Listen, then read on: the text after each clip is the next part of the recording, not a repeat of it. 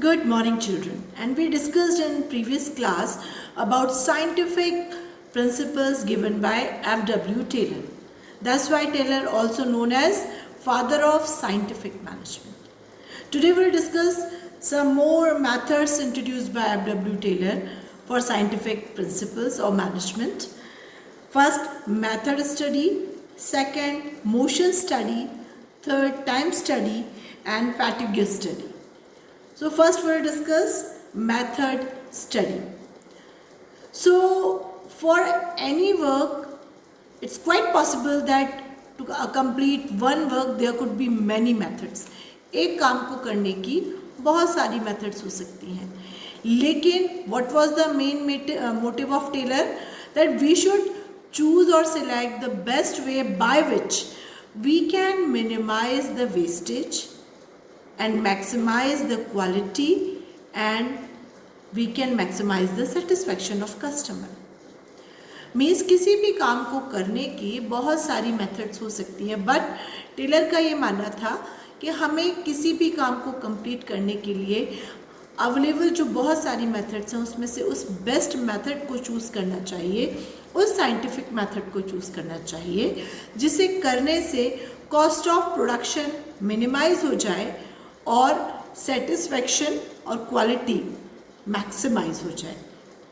तो under this method study Taylor ने उस बेस्ट मेथड को अडॉप्ट करने के बारे में सलाह दी है जिससे कि हम मिनिमम कॉस्ट को करके मैक्सिमम सेटिस्फैक्शन ले सकें. अब नेक्स्ट मेथड जो उन्होंने बताई दैट इज मोशन स्टडी.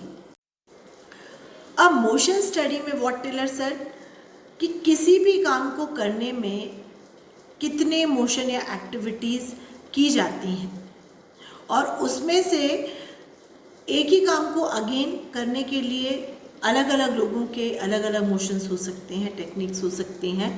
तो ये ऑब्ज़र्व करना कि किसी एक पर्टिकुलर गिवन टास्क में अलग अलग लोगों ने क्या क्या मोशन किए, फिर उसमें से जो अननेसेसरी मोशंस होते हैं उसे डिलीट करना और सिर्फ प्रोडक्टिव मोशंस को, एक्टिविटीज़ को चूज़ करना जिससे कि किसी भी प्रोडक्ट को बनाने में अननेसेसरी एक्टिविटीज़ को जब हम हटा देंगे तो क्या होगा, काम या जो टाइम है वो मिनिमम लगेगा.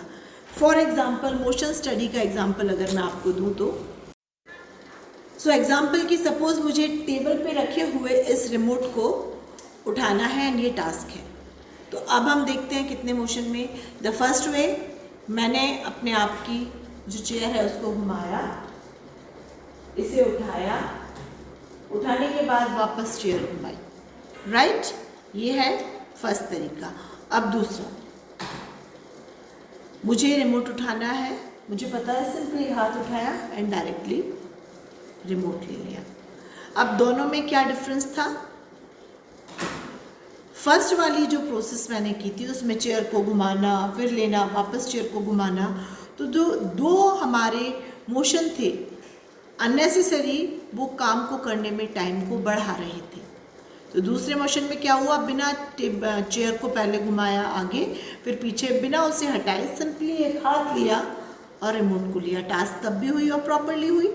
तो हमने कौन से मोशंस को रिड्यूस किया, हटा दिया जो अननेसेसरी थे, टेबल को, चेयर को आगे करना और वापस चेयर को पीछे करना. तो ये जो साइंटिफिक फार्मूला दिया था, ये जो स्टडी दी थी मोशन स्टडी, ये टेलर ने इसी पर्पस के साथ दी थी कि किसी भी टास्क को करने के लिए हम अननेसेसरी मोशंस को रिड्यूस करें और सिर्फ वही मोशंस रखें जो कि बहुत ज़्यादा ज़रूरी होते हैं और स्टैंडर्ड टाइम में काम उससे पूरा होगा. And the next study is the time study introduced by F.W. Taylor. और इस स्टडी का जो मेन पर्पस था वो ये था कि इस स्टडी की हेल्प से वी कैन डिसाइड कि हमको किसी भी टास्क को करने के लिए एक डिसाइडेड टाइम में कितने वर्कर्स लगेंगे और कितने वर्कर्स को कितने आवर काम करना पड़ेगा. और इसके लिए भी उन्होंने किसी एक पर्टिकुलर टास्क को अलग अलग लोगों से पहले करवाया, एक्सपेरिमेंट्स किए, उसके बाद उन्होंने सभी के टाइम एवरेज को मेजर किया और उसके बाद एक सर्टेन एवरेज टाइम पर वो पहुँचे कि भाई इस पर्टिकुलर टास्क को कंप्लीट करने के लिए जो आइडियल टाइम है वो ये पर्टिकुलर टाइम होता है। फिर उसके अकॉर्डिंगली मल्टीप्लिकेशन और कैलकुलेशन के बेसिस पे कि अगर हमें टारगेट में इतने बॉक्सेस बनाने हैं इस मंथ के एंड में, तो हमें पर डे 8 आवर 9 आवर काम करके कितने लोगों से हम काम करें, कितने एम्प्लॉयज़ को रखें कि वो हमारा ये टास्क हमारी डेडलाइन के तक कंप्लीट कर दें। तो इसलिए ये ज़रूरी हुआ टू डिसाइड टाइम स्टडी।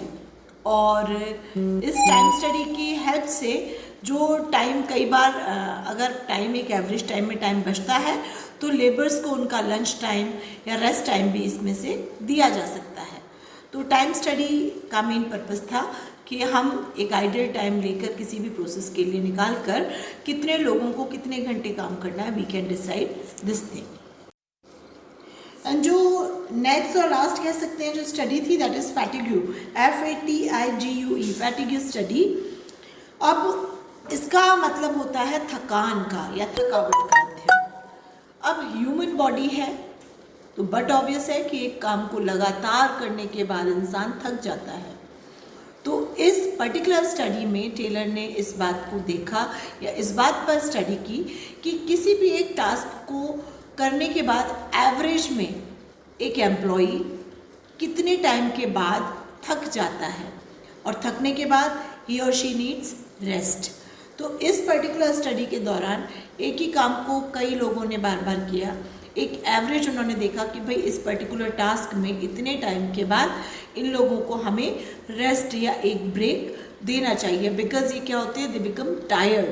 तो इस स्टडी का मेन पर्पज़ यही था, थकान का अध्ययन, कि किसी काम में लोग कितने देर के बाद थक जाते हैं और हमें उन्हें रेस्ट देना चाहिए।